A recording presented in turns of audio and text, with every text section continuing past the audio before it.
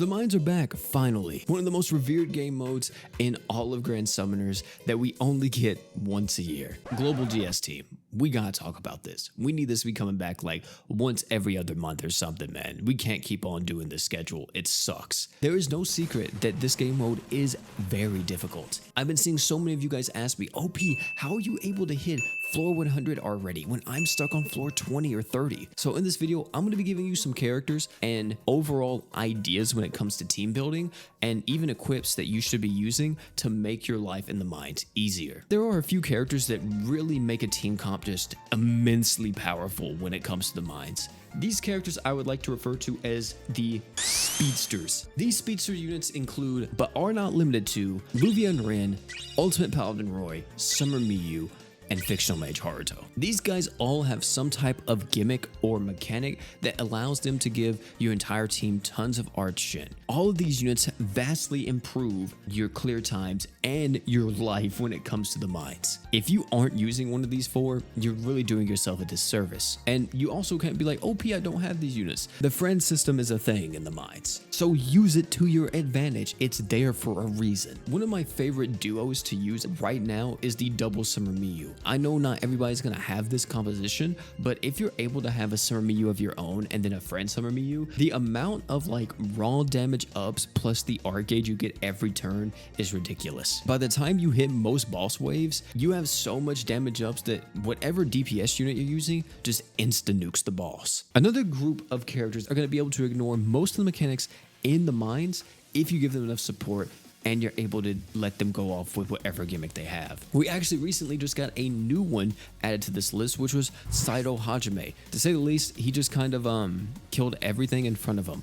As long as it was someone that didn't have like a very specific mechanic like Omega Palamisia, where you need to paralyze her in order to deal damage. But these guys are going to be characters that are able to stack up damage or do something that allows them to just kind of push through most defenses when they really shouldn't. Hajime has 150% damage res down. Uzu has so much damage up thanks to his arts plus his super crits, not to mention as well whenever he hits with his super art, he's lowering the enemy's physical res by 150%. Delta is very good, being able to ramp up attack as much as she can and then popping off with that huge hit from the super art. One of the OG mechanic guys, Jay. Using Jay's super art every single time you get it up until the boss wave is immensely fun for one, and he has so much damage ups, especially if you're combining him with maybe, let's say, a Summer Miyu as a friend unit. By the time you get to that final fight, Jay just insta-kills whatever's in front of him. I would also like to mention too that Summer Miyu herself, even though I've categorized her as more of the speedster to help your team,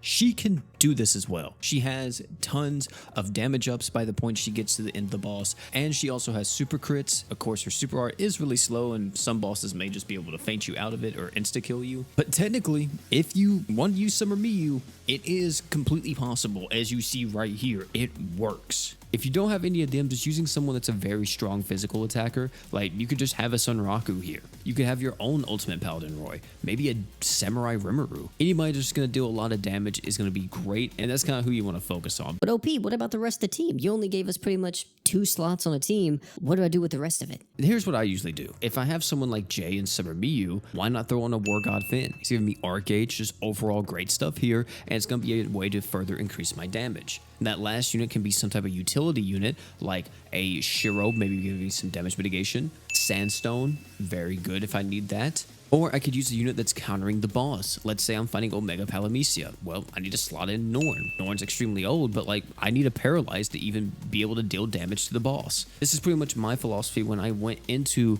the mines this time around, using double Summer Miyu, Saito Hajime, and War God Finn. I'm covering all bases here.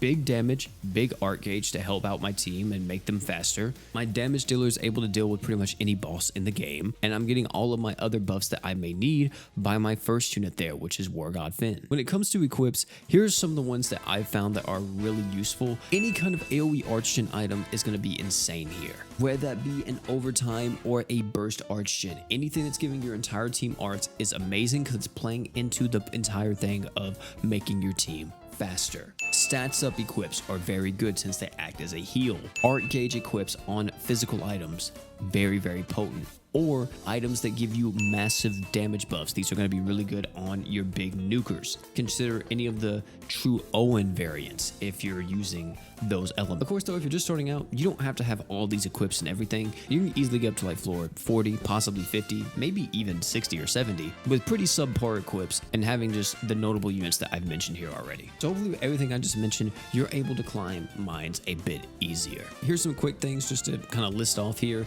if you're curious or if you're having trouble still and want to know a bit more. If you want to know what any of the bosses do, instead of just clicking the boss info tab, down below in the description, I will have the mines guide linked. This mines guide is going to take you to a Google Doc that is going to be able to show you what every boss mechanic does and even some sample team comps to be able to beat those bosses if you're curious. If you wind up fighting a boss and you're not able to beat them, or you just find them insanely difficult to do, instead of wasting like a whole minute, just load into the quest and instantly quit out. I do this all the time when it comes to Wilkes, Styria, any of these guys that just take longer or makes me have to change my team comp because I don't want to deal with it. I don't want to deal with it. And I recommend you guys don't either. Don't waste your time. Just keep doing the bosses that you can do. Don't start farming for mines equips until you reach the deepest floor you can. So if you're someone who's farming mines equips on floor 20 or 30, just letting you know right now, it's going to take you ages to be able to get those mines equips. But let's say you're able to push a bit further and you're getting to like floor 50, possibly 60, and then you start farming around there and you're still able to consistently clear and you're not failing. That's going to be an immense drop rate buff compared to just farming on floor 30. Oh, and then the final thing that I would like to mention, and this is brand new when it comes to this version of mines compared to any other version of mines, check the schedule. Pay attention to the mine schedule because the boss that you may want to farm may or may not be in this current schedule for the mines. We're currently going to have 2 parts for this. We're in part 1 right now, but once we hit, I forgot what day is it. Is it May 5th? It might be May 5th. We're going to switch over to part 2 of the mines, which it's not going to reset your progress or anything. It's just new bosses are going to be appearing in the mines compared to what we had in the initial part. So if you're farming for like, let's say B3 Claw right now, you'll notice B3 is not even in this initial part. So good luck farming him because he's not here. But he will be here in part 2. So if you're just interested in B3 Claw, take this time to focus on progressing through the mines as much as you can. So whenever we do get to part 2, you may be able to get the B3 Claw fairly easily. And ladies and gentlemen, that is going to be it for this video. Tell me down below, is there any other thing that you would like to know about the mines? Is there something that I didn't cover that you find just a bit daunting, or you just feel that you still don't quite grasp? Let me know all that type of stuff down below in the comment section. I would do my best to help every single one of y'all. If you enjoyed this video though, highly recommend check out this video right here. It's talking about Saitama. The man got shown off and my god is he broken. So if you're interested in that, I'll meet you over there. But before you leave, don't forget to drink water.